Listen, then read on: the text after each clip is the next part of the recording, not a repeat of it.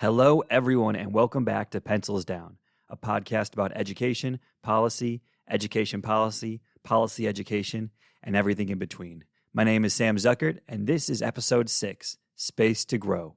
For those of you who forgot, at Pencils Down, our syllabus contains 3 sections: Study Hall, the Chicago Policy Review, and School Days. In Study Hall, we will talk with someone who has had interesting experiences or insights into current education and policy issues. And our guests for Study Hall today are Danielle Russell and Kenneth Varner. Danielle is a school garden coordinator at Open Lands, and Kenneth is the community engagement manager for the Healthy Schools campaign. They work together on the Space to Grow program, which seeks to transform schoolyards in Chicago into spaces for youth and the community to play, learn, and enjoy time outside. Danielle and Kenneth, thanks so much for joining us today. Thank you for having us. We're really excited. Pleasure to be here. Thank you. Yes. So can you tell us a little bit about the Space to Grow program and the work it does with schools in Chicago? Yeah, so Space to Grow is Chicago's green schoolyards program. So we're taking up asphalt or inactive space in the schoolyards and installing green schoolyards. So that can include playgrounds, fields, native gardens, edible gardens. It really depends on what the community of that school wants. And it really depends on what the community wants, because the spaces are intended to be utilized by the entire community outside of school hours. So in designing those spaces, we bring the entire community together. So that'll be the teachers, the students, administration, as well as the surrounding neighbors, all to get input on what they would like to see in their space. That sounds excellent. So what's kind of the purpose, the overarching purpose and goals of this work? So we have a few goals. First of all, we want to get people outside, so connecting people to the outdoors. We also want to make sure that people have the capacity to be active. So that's why we want to have like those fields or the playgrounds or basketball courts, whatever kind of gets people moving and grooving. And then we also have this climate resiliency piece. So we're absorbing stormwater where it's falling. So it's helping to alleviate some of the flooding pressure that's getting into like people's basements and into like our waterways to help with just making our communities more climate resilient. Mm-hmm. Right. Each schoolyard is designed to hold at least 150,000 gallons worth of water per rain event, which goes a long way over the course of a year, especially with how much more rainfall we're getting yearly now. The schools were this was just asphalt, this was just blacktop before you all coming in most of the time, or is there different kind of landscapes you're working with? Sometimes. So a lot of times it is just the blacktop, a lot of like crumbling cement, really dangerous for play. Sometimes it's just grass. Most of the time, it's going to be a space that's not good to be used for play. So even if it is grass, it might be really muddy because when it's raining there, that water is pooling there and it's creating like a mud fest. A lot of times people would refer to their old schoolyards as like Lake, whatever the school is. So like Lake Cook or Lake Wadsworth, because that's how much water would just pool in that area. Yeah, I think that's exactly right. We try to find, because of the tenets of our program, we try to find the spots that have those impermeable surfaces because we want to do that stormwater mitigation piece. But it is about giving schools and the communities the amenities to actually utilize the outdoor space. So as Danielle was mentioning, if it rains, you can't use that space for not just when it's raining, but far after that, because that lake is still there and it's going to take that water that much time to go away. And then you have to deal with the mud and everything like that. So we want to make those places accessible as soon as possible after rain. And you two actually come from 2 different organizations that work together on the Space to Grow project. So can you speak a little bit about how your different organizations are working together, kind of what the goals of your individual organizations are and how you work together on this project? Yeah. Yeah, so I'm with Healthy Schools campaign, and we are focused on improving the healthy environments in the school systems. So we try to tackle those like non-academic barriers to learning. So making sure students are getting their proper nutrition education, health education, like physical activity. And when we were working with schools, partnering with schools, and we were advocating for utilizing the outdoor space and getting kids outdoors to like extend the classroom outside and get more physical activity, the organization realized that we were asking this of schools, and the schools just didn't have the places to do those things in which we were trying to advocate for. So we realized that we needed to make a change, and we needed partnerships to do that. Yeah, and so I represent Open Lands, and we're a regional conservation organization, and we're all about connecting people to nature where they are.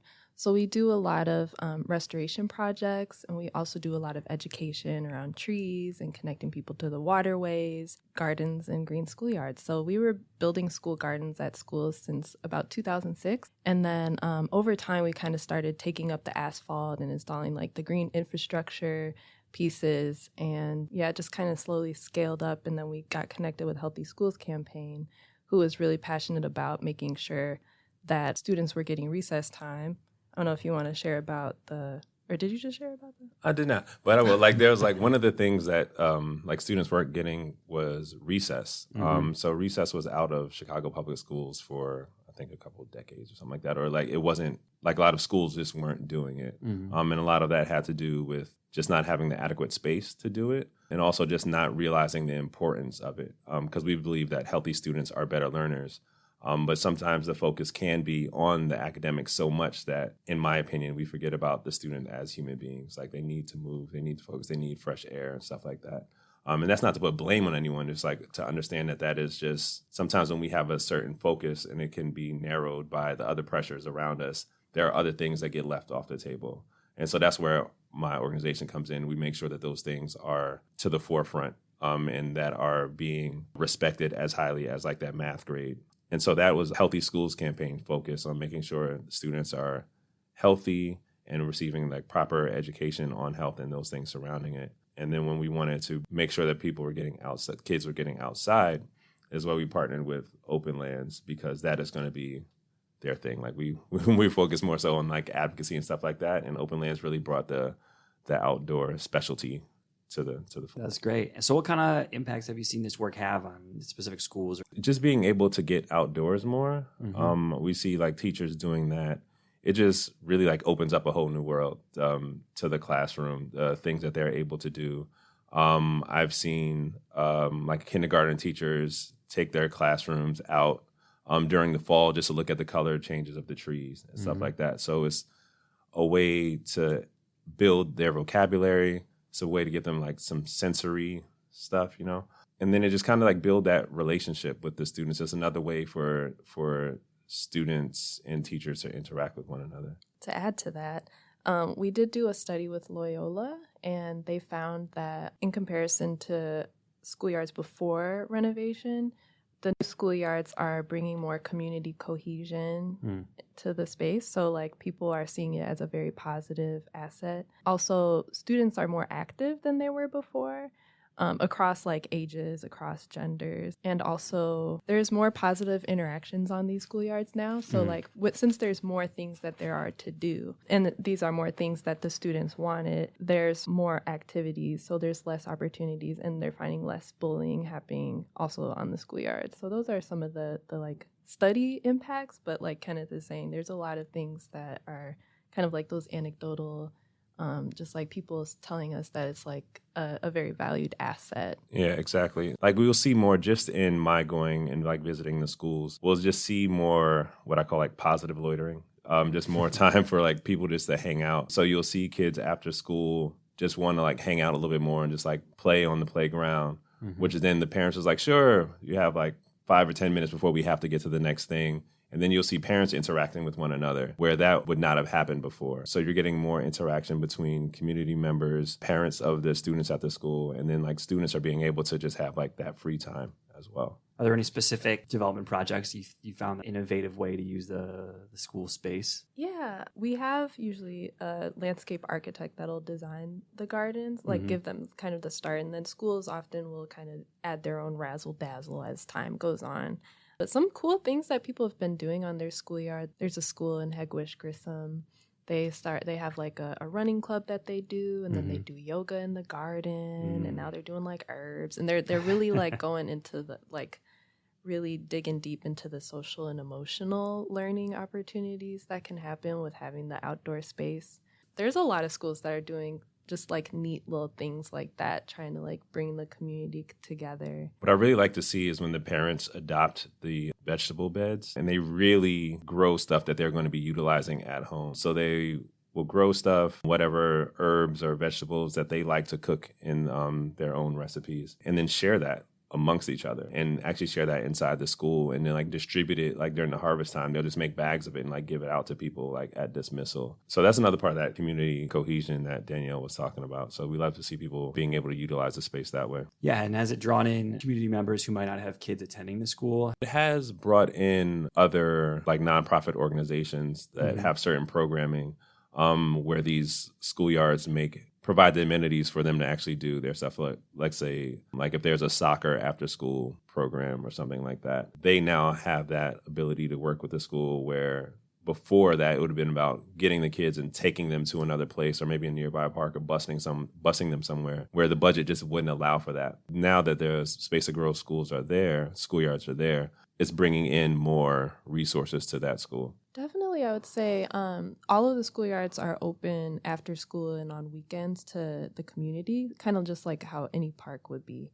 So if you do go to a school after school or on weekends, usually I'm there during the school day, so I don't see it. But when I have been there after school or on the weekend, I would see a lot of people like using the space, like running the track, playing basketball, just like any park. And so it sounds like we feel that Space to Grow is a good program doing great things. Is there any plan for expansion or trying to kind of make it a citywide effort as opposed to targeting the individual schools you work with? Yeah, right now we have just completed our first phase of the Space to Grow program. So that means we have 34 schools that have been completed. And I will say that each schoolyard is a $1.5 million investment. So that's not small. So that's 34 that we have across the city right now, mostly in the south, southwest, and west sides. Those tend to be the neighborhoods that we focus on just due to the historical disinvestment that's been in those communities. But we do have a couple on the north side as well. But we are going to be transitioning into phase 2 of that program. So we will be continuing building more spaces throughout the city. What exactly the program is going to look like, we're still working on that, but we will be expanding and hopefully keep this going for a long time to come. Wonderful. What are some of the challenges of expanding or even working on a program like this? I would say at this point, our own capacity, since we're two like nonprofit organizations, and you know how nonprofit capacity can be. And as we've been growing, our capacity needs to grow as well, because we want to make sure that we're really supporting and building good quality relationships with schools. We don't want to just bring them a schoolyard and then bounce. We want to make sure that we're cultivating something together. So I think that, the capacity is one of our biggest challenges right now. Yeah, I would wholeheartedly agree. A lot of what we do is based on building those relationships with the school community and the neighbors. And it is hard to build a meaningful relationship when you're spread very, very thin. So I think that is one of the challenges. And because we never want to be in a situation and seem disingenuous, because like I was saying, we have these communities that are disinvested in for so long. So when another organization comes through with these grandiose promises, there's a healthy amount of skepticism that you can reach in the beginning, which makes sense because I've seen it. I'm of the community as well. So you have what I call like the clipboard people that'll come through and they want your signature for something, and then you'll sign and they have this thing like, oh, we're gonna do this, we're gonna bring this, and blah blah blah, and you get this signature and then you never see them again. So, and that happens a lot. So there's a level of trust that we have to build with people, especially when things go wrong, because they're like, oh, okay, here goes another one. So we have to make sure we have to be there for those tough conversations as well. Yeah, always a challenge, but it's definitely good to hear. And Danielle, you were saying that you don't want to be like Space to Grow is not the kind of program where you just come in, do something, and then leave. So obviously you come in and then transforming a school ground or building a garden or a field is obviously a lot of work. But what does the relationship look like afterwards? Yes, so after the schoolyard is built, we do professional development for teachers on how to utilize the outdoor space. And then we have different opportunities depending on what people are interested in and how they might want to teach their kids about nature or health and wellness. Kenneth does a lot of work with like wellness teams. Yeah, we just want to help support them in activating the space. In terms of the maintenance, that's something that we've also been working through a lot. Before, it was really on the school and the team to really upkeep these spaces, and sometimes they can be really large. So we've been kind of troubleshooting what seems like the most sustainable way to do that. So we're piloting some things in terms of bringing in partners that are really specialized in like green infrastructure management. There's a lot of things we're learning along the way. But we definitely want the schoolyards to help the schools to activate spaces in a way that feels good and is beneficial for them instead of it being a burden. Absolutely. I'm always a huge advocate for the community maintaining the space as much, not going overboard, like, because there's a lot in the green infrastructure that everyone needs to learn more about. Like, it's not something you can just like jump into necessarily. Like, for example, like the permeable surfaces of the field, there's a way that needs to be maintained, and that's a way that needs to be cleaned. I'm not expecting the neighbor across the street to really like go through with a special tool and like clean that, right? So that's going to be more on the school side, and we do have like some programs that they're working on, because even with the maintenance staff, that requires special training. But when it comes to like litter and like stuff like that may come up, I see the huge importance of just having community members do that because of maintaining their space. Like, I love the fact of people taking care of their own space. I think that transitions down into the younger generations, seeing like community members coming together and maintaining their space and just like having pride in that space. And I think kids are always going to do what you do more than they do what you say.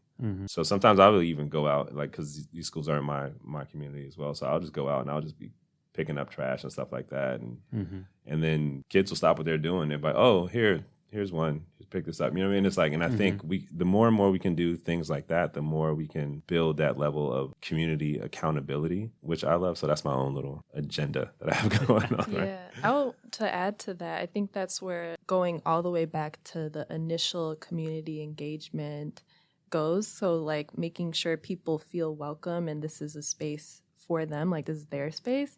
I think it's really important to do that so that you do have that buy-in and that like sense of ownership that this is our space and this is something to be stewarded. Otherwise, it's like, what does that have to do with me, you know? Right. So yeah, absolutely. And it sounds like you're doing a lot of work that some people might think would traditionally fall under the purview of a school or the school district. Do you see the kind of work you're doing as being like a replacement for the services they're not doing, or is it a model for how they can improve in the future? Or how do you kind of see your work in terms of the larger school system? I definitely see it as a model. I will say that the Space to Grow program wasn't like our own organization's like brainchild from like its very inception. I think this predates me, but I believe the organization went and viewed other schools in other cities. I think Philadelphia was one of them, and just kind of got some of the ideas from what the school system has going on out there. But I would love to see this as a model across the country. There is no reason why you can go in certain neighborhoods and there's a certain level of amenities that students have access to, and then you go to another neighborhood and they don't. Your zip code should not determine your access to resources when you are especially if you are a child.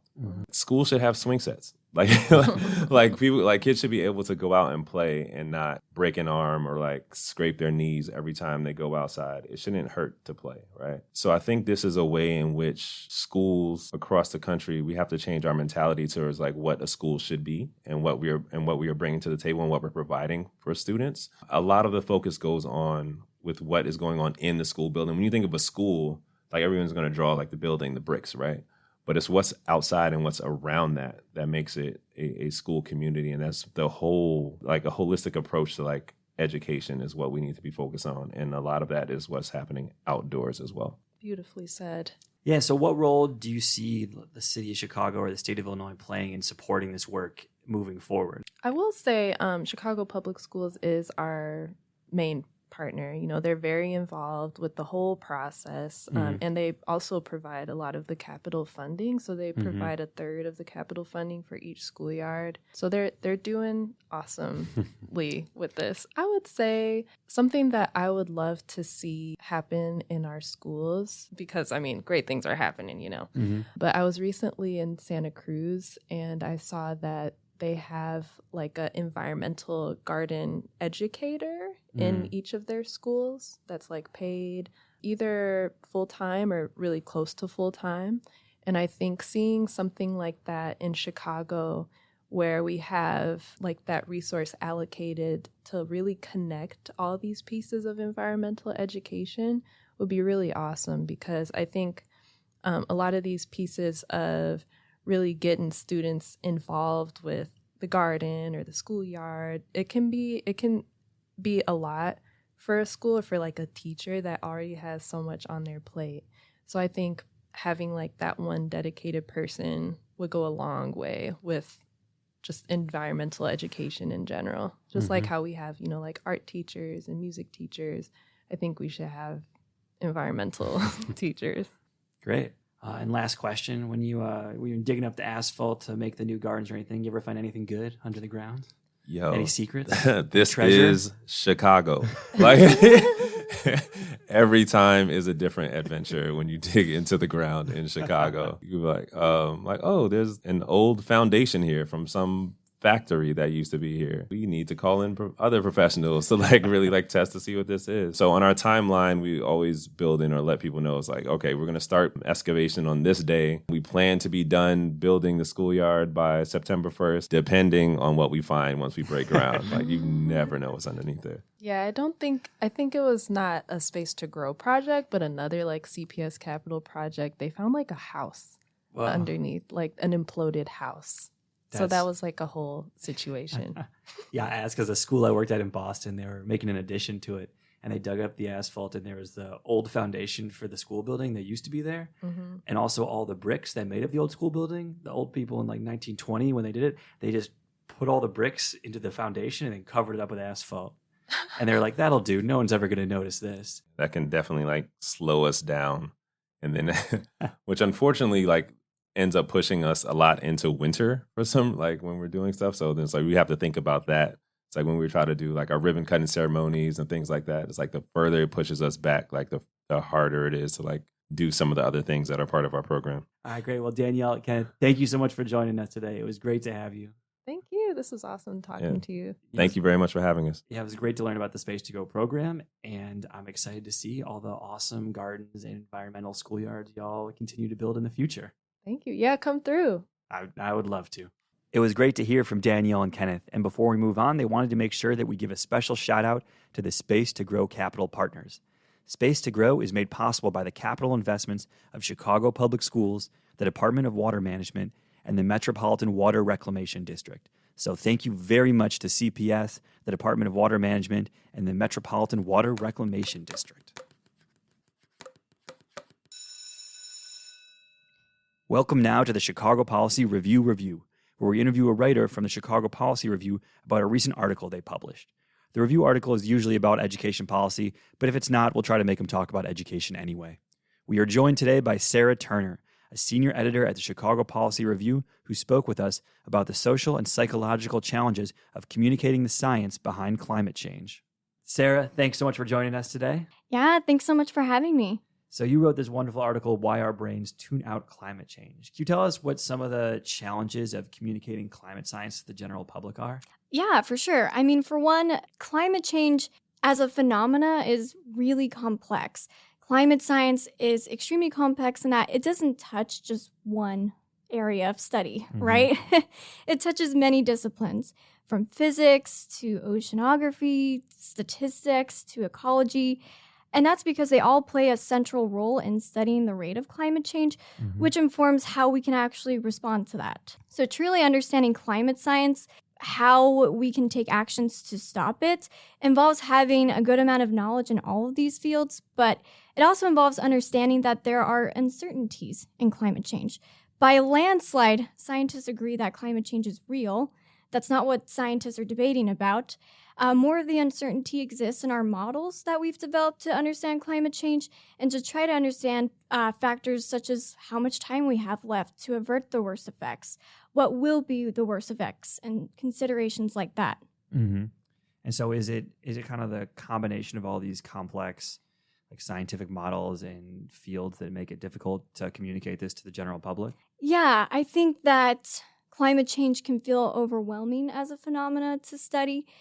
And it also, in terms of related to my article, it doesn't really engage our personal triggers and our psychology in the sense that for a long time, climate change was kind of communicated as this distant, abstract concept that didn't really translate into everyday people's lives. And so this kind of ties into the scientific evidence behind it and the models. How strongly are people swayed in general by scientific evidence?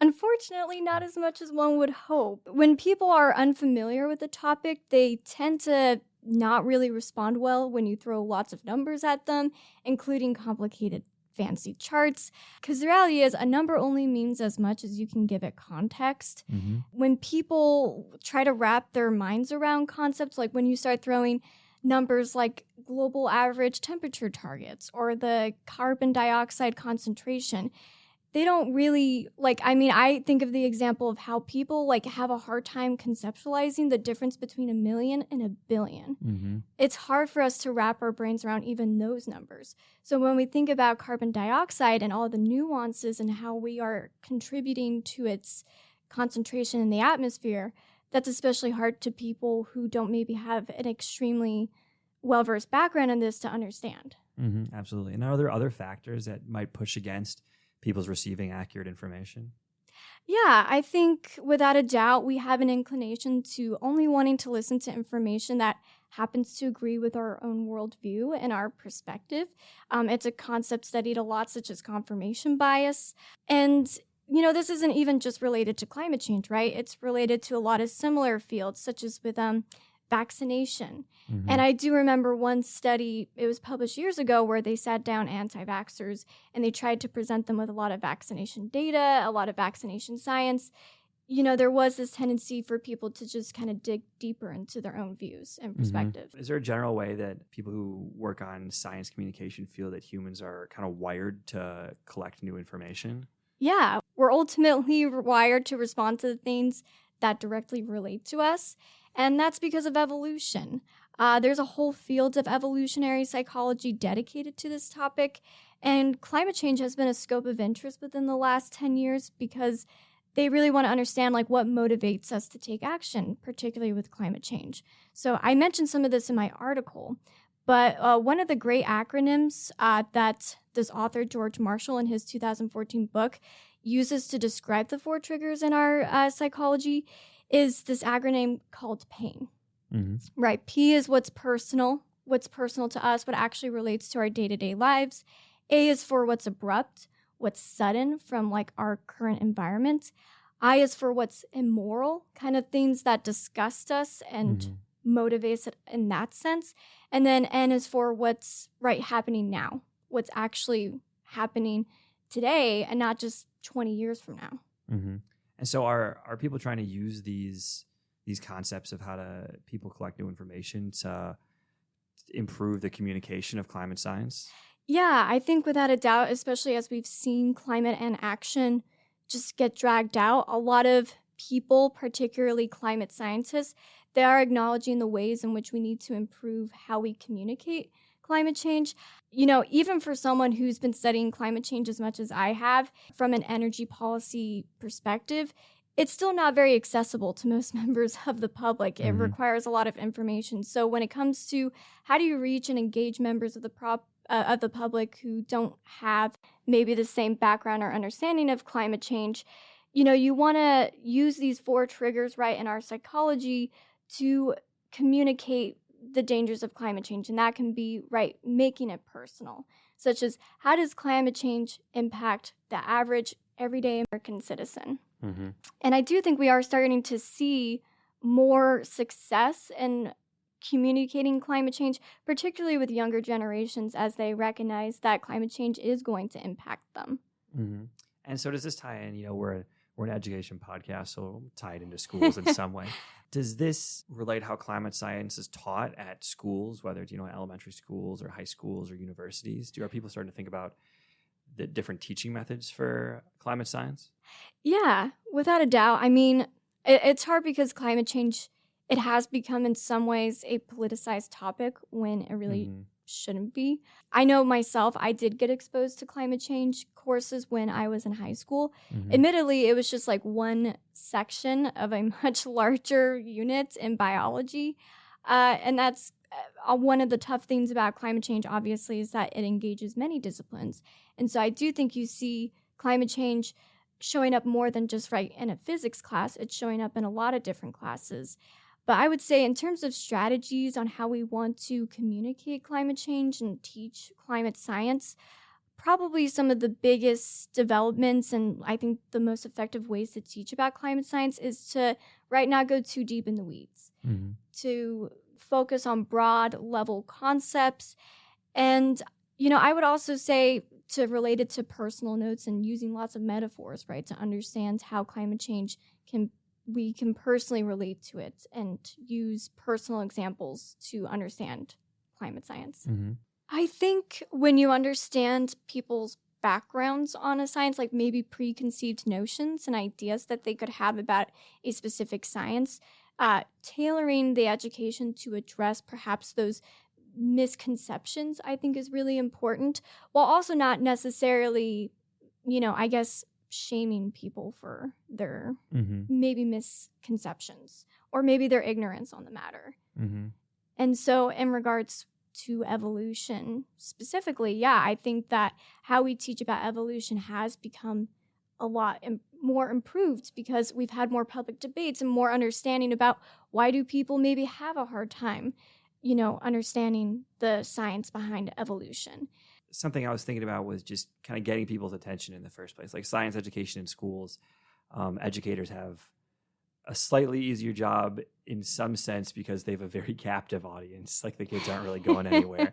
But in the public dialogue, your audience isn't very captive all the time. Have they looked in any ways to kind of really grasp people and show them how climate science is important to them? Yeah, I think that for one thing, I think climate change, the fact that it is going to affect so many sectors of society, it's really hard, I think, to navigate almost any conversation where climate change isn't somehow relevant or it comes up, whether you're talking about business, you're talking about technology, or, it's not just an exclusively science-related field. Even when you're talking about immigration and climate migration, it's all very relevant to whatever topic you're studying. In terms of how do you capture audiences, who don't necessarily are not obligated to listen to you, I think that the use of social media has been really great to engage people because I certainly see lots of climate change, science-related topics come up in my own feed. I think that really just having more personal conversations about climate change, particularly I think within the last couple of years, 2020 was a big year where climate change, in addition to racial equality, were huge topics on people's minds. And that's because we were able to communicate a lot about what was happening with climate change in relation to natural disasters, the forest fires. And so seeing personally, like visually, the devastation that is caused by natural disasters, which, we've been told these are events that happen once in 100 years. Now they're happening more and more frequently. It does personally, I think, energize people to be more involved and in tuned with these conversations. Yeah. And I was just thinking, in the pop culture, I think there's much more awareness. There's a lot of movies. Don't Look Up and Downsizing, I think were kind of climate change related movies. But I'm looking back and we've kind of had them for a while. Day After Tomorrow was 2004. Yeah. You remember that movie, Day After Tomorrow? I never watched it, but I do remember it. And I don't know, that is something I briefly talk about in my article because, for a long time, part of the field of evolutionary psychology was to understand, why is there so much climate denialism? How can we engage people in climate change? And there was this one study that looked at American residents over, I think, a 10-year time period.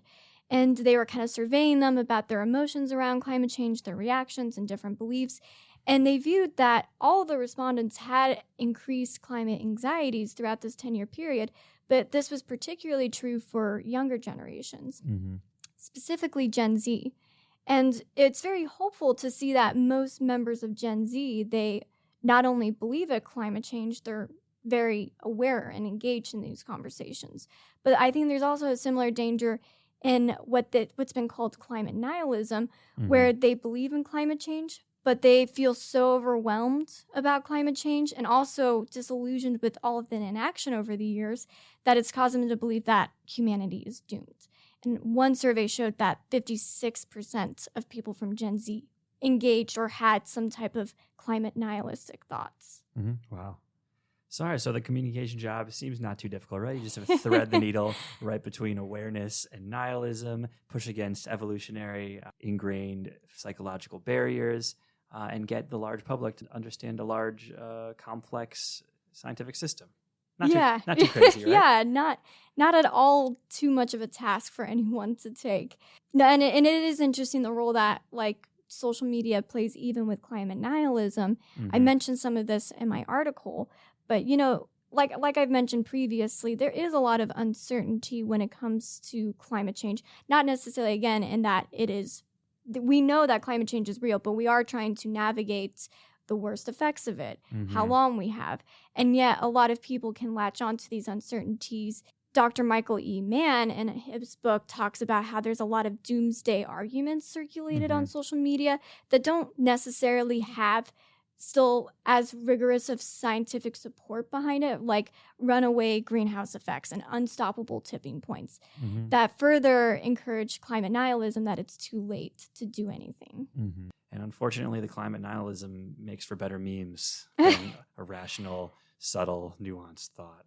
Yeah. I think I see lots of sort of memes about, how much better the planet is going to be once we're all gone and stuff, which I understand it a lot. I love nature. I love our planet and stuff. But unfortunately, it does take away from political willpower.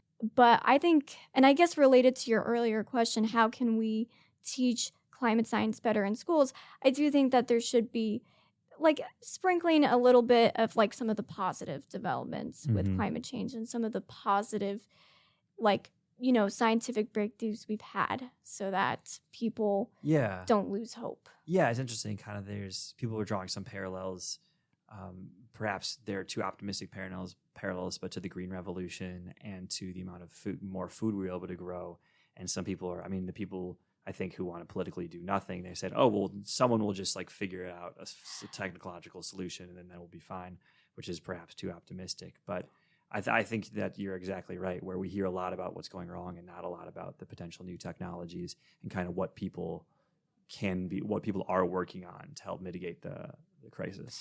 Yeah, that I actually wrote another article for CPR talking about this very topic about technological innovation and whether it's a false hope versus an actually promising field. And for sure, technological innovation, when you look at even just solar panels, has rapidly developed.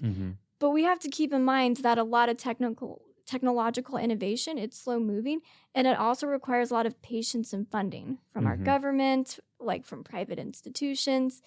And so there is a lot of hope with technological innovation, but I think it's also important to keep in mind that we do have a lot of technical solutions today that we need to start, scaling on a commercial level. Right. Rather than just waiting for this perfect technology. We may already have a perfect technology if we're not willing to implement it. Right. And not putting all of our climate eggs in one basket. Yeah. Well, and it's very interesting because like with I work at an internship with the National Renewable Energy Laboratory.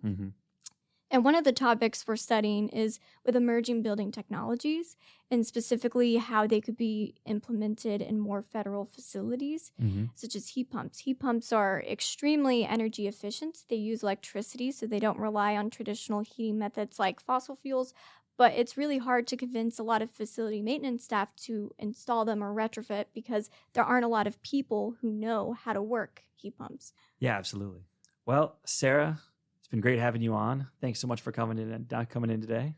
Yeah, thank you so much again for having me and to talk about, honestly, one of my favorite articles I've written this past year.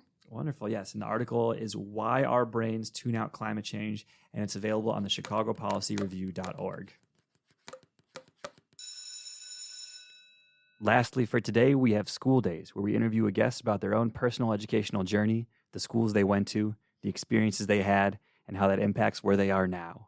Today, we are joined by Rohit Kandala, a first-year graduate student at the Harris School of Public Policy, who shared with us his schooling experience growing up in Mumbai and Connecticut.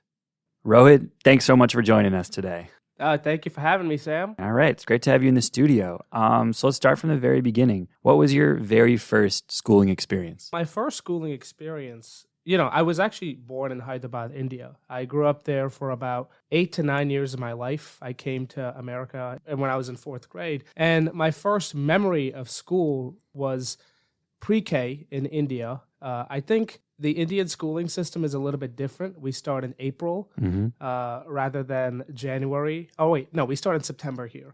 And, it's just you go to school, and I think you remember most about pre-K, kindergarten, elementary school, just the friends you made, and just socializing in general. I think that was like why I was so excited to go to school in the first place. I was a pretty good student, but, my earliest memories of school was just running around in the back of the schoolyard with my fellow 3-4-year-olds and just having a lot of fun. That's it was simpler back then. Simpler time. Yeah. What was that school like? Do you remember its name? I remember my elementary school in India, if you'd like that instead. Absolutely. So it was a private school in India called Arya Vidya Mandir. It was in Mumbai, India. And it was a couple neighborhoods away from where I lived. And it was, the Indian schooling system is quite large and a very big topic to get into, which I have no expertise in.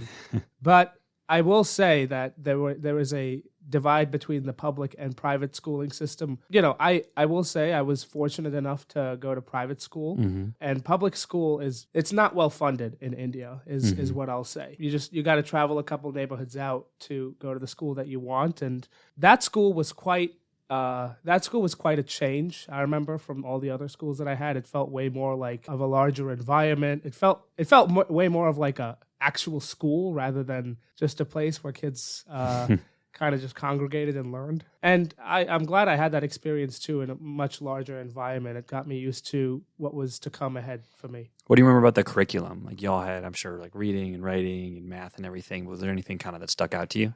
So the curriculum of the Indian schools or the American schools? The Indian schools, the elementary school. Yeah, so I think this is a pretty commonly discussed topic among education circles. Is I remember reading this. Math scores in a lot of like Asian countries such as India and Singapore tend to be higher than math scores in like American schools. So I remember even when coming here in like 4th grade, my math scores were pretty high compared to what the average would have been expected for a 4th grader. And I don't think that was because of anything extraordinary I did. It was because I think the Indian education system just emphasized quantitative fields a little bit more. You'll see this again in like Indian college systems as well. They really put the eggs into the like engineering basket, and that's kind of the only. I mean, things are changing.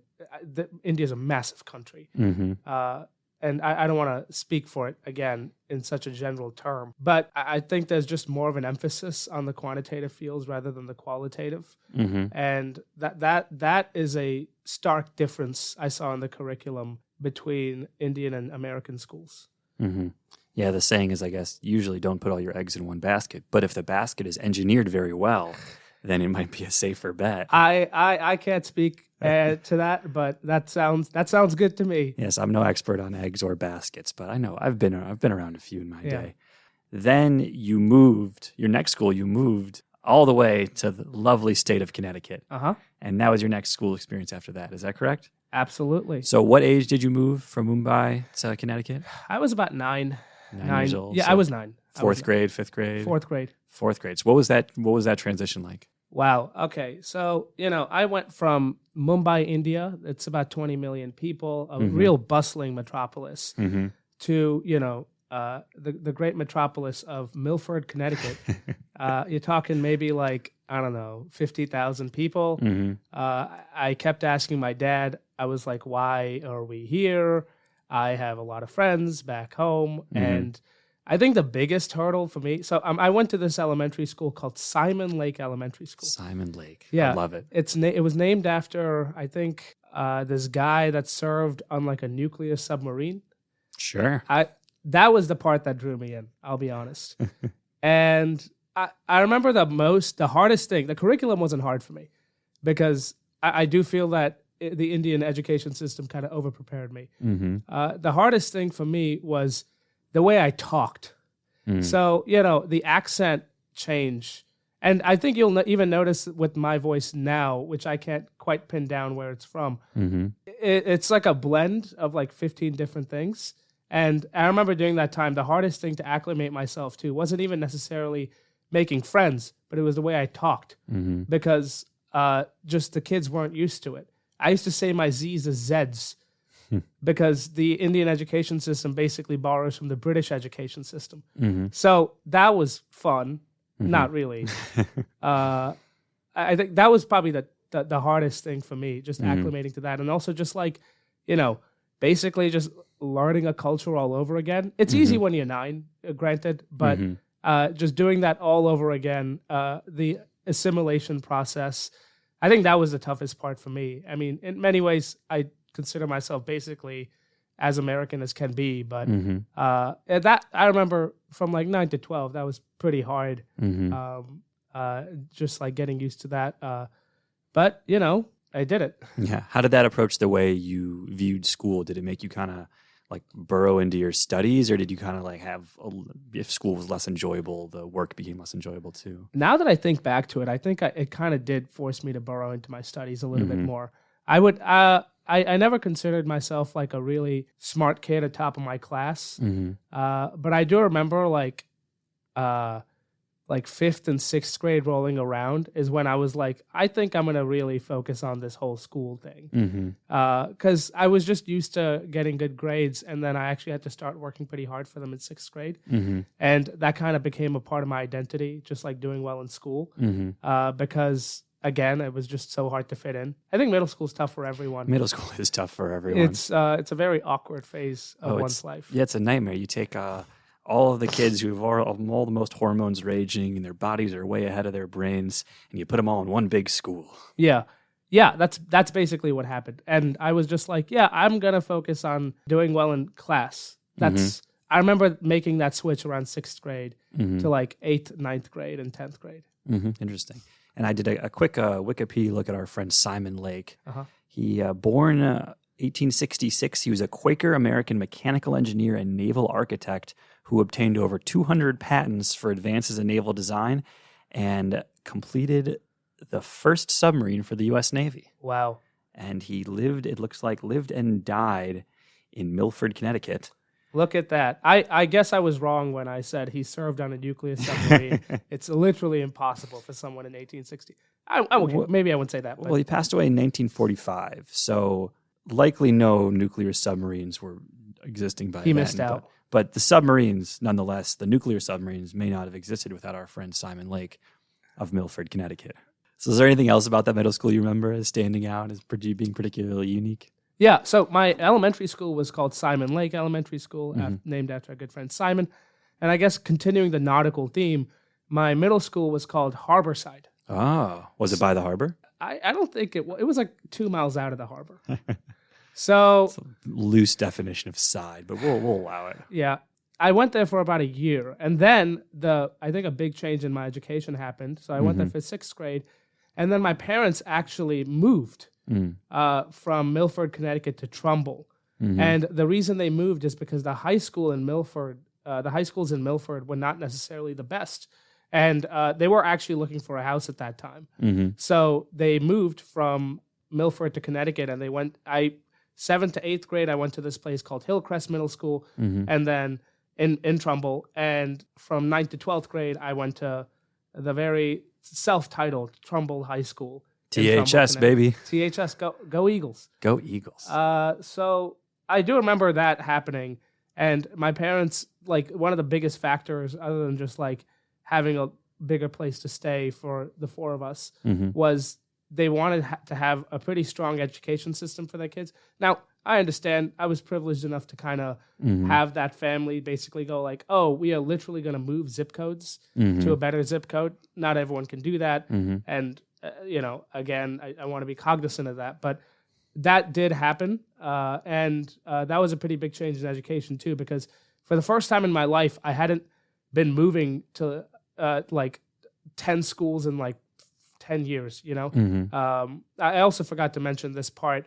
When I was young, I actually went to a lot of schools because my dad worked in many factories. He was like a manager. And he would constantly move from one part of India to the other. So actually, my kindergarten was not in Mumbai, India. It was in this rural village called Chhindwara. Oh, wow. And then I went to this place in India called Pune, and then I went to Mumbai. So like I've been actually all across India while growing up, at least for my schooling. Moving to Trumbull was kind of the first time I could actually like have friends for like more than 2 years. So that was also a pretty formative experience in that regard. Yeah. And so you moved to Trumbull in 7th grade? Yeah. So was there anything that kind of struck you between the two different middle schools in Connecticut cities that were pretty close? Or after coming from India, was it like, oh, all these Connecticut kids are... All these Connecticut kids. I remember Hillcrest Middle School was a bit more organized. It felt like it had more resources. We had a planetarium for some reason. It didn't work. But it's where we stored our instruments. The planetarium, interesting. And so tell me about Trumbull High School. Trumbull High School. All right, where do I begin? Trumbull High School was a weird place, if I'm going to be honest. In many ways, it was very normal, and in many ways, it was weird.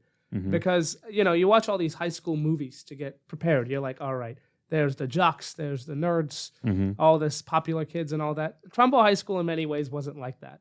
I will say the biggest change was the class size.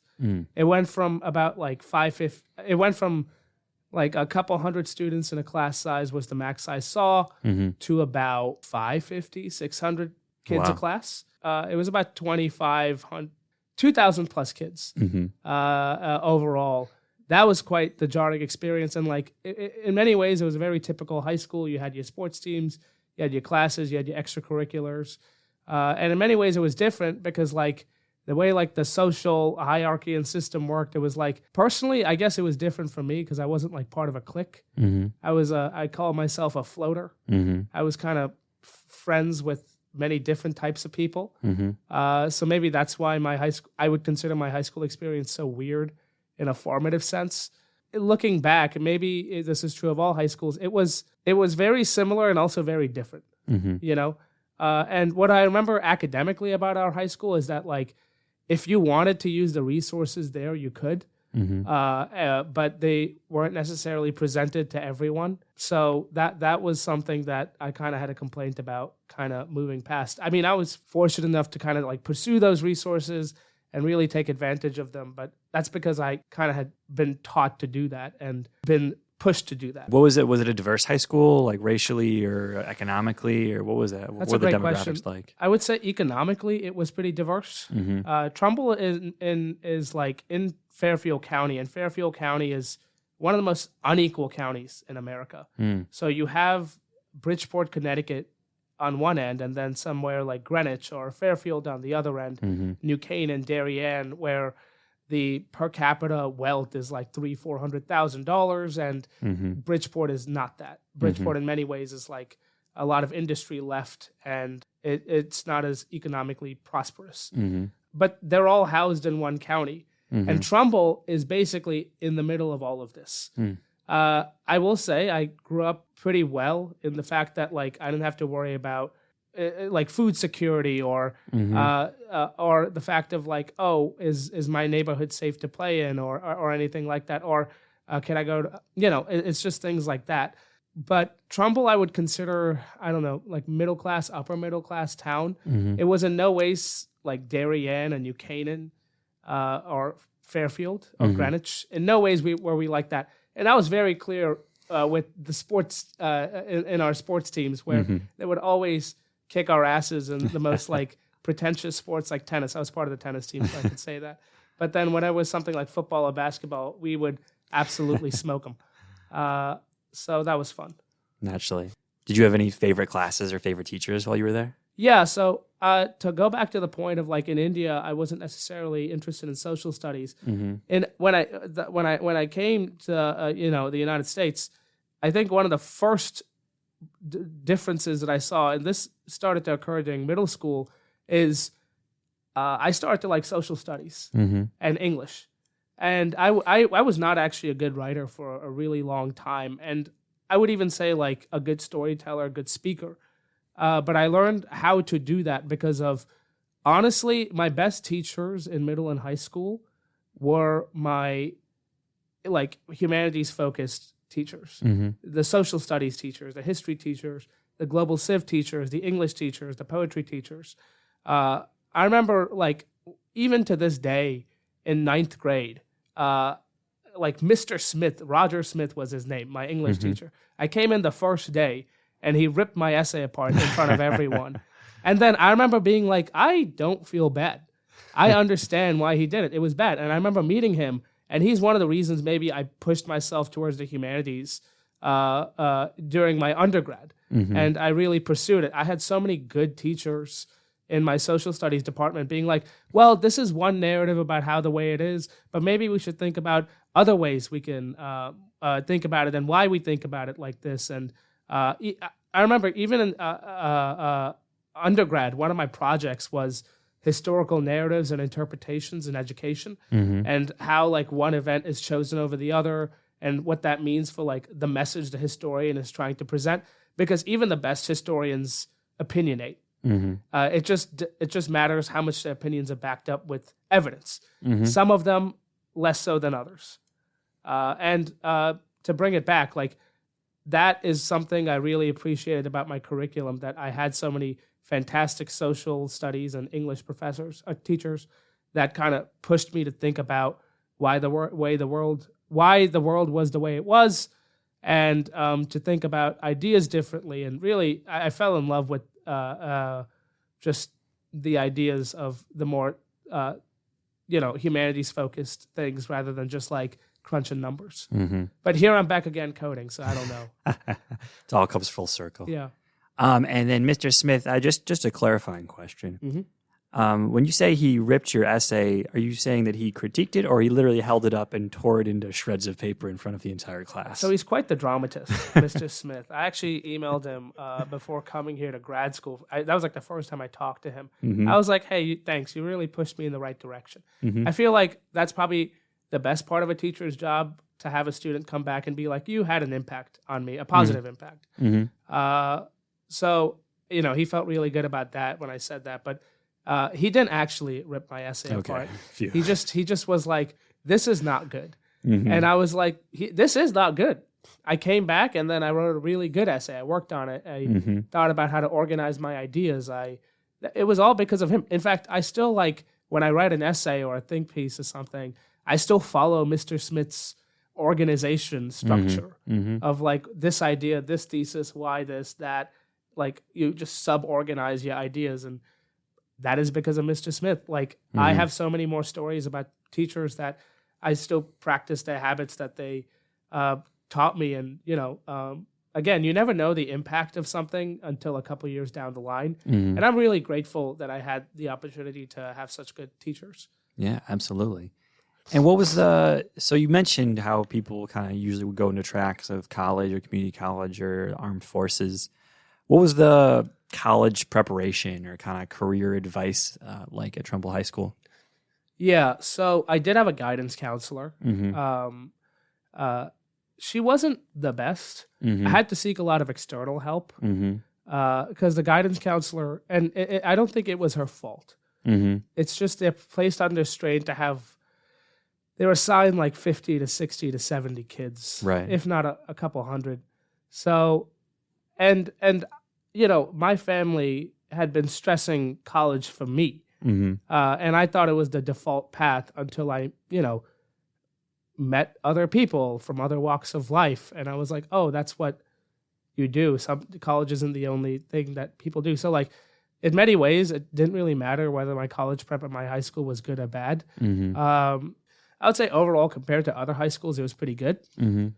But I had a lot of external help as well. I mean, you could probably do like an economic study. I mean, my dad had a bachelor's degree and my mom had a master's from India. So, like, and my grandpa, he actually immigrated to America in the 70s. Oh, wow. And he got his PhD here in all places but Dallas, Texas, at Southern Methodist University.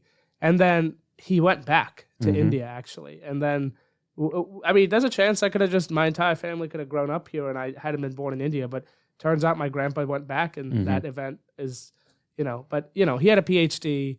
My mom had a master's in like accounting and my dad had a bachelor's. So, I mean, we were very privileged and it would be very unlikely that it's very likely that I would go to college. It would be very unlikely that I didn't. Like, that was the default path, you know? Great. Well, Rohit, thanks so much for joining us, and thanks so much for sharing your experiences with us. Well, thanks for having me, Sam. This was fun. Absolutely. Yeah, I hope the people like this podcast. As they say, I have a face for radio. And a voice for silent pictures, I guess? I guess so. All right. Have a great day. Thank you. That is all for our show today. Thanks again to our guests for joining us, and thank you all for listening. This has been Pencils Down, a University of Chicago public policy podcast production. You can find more of our podcasts online at our website, uc3p.org, or wherever podcasts are found. This episode was produced with assistance from Alyssa Christie. For Pencils Down, I'm Sam Zuckert. We'll be back soon, and I hope to see you all there.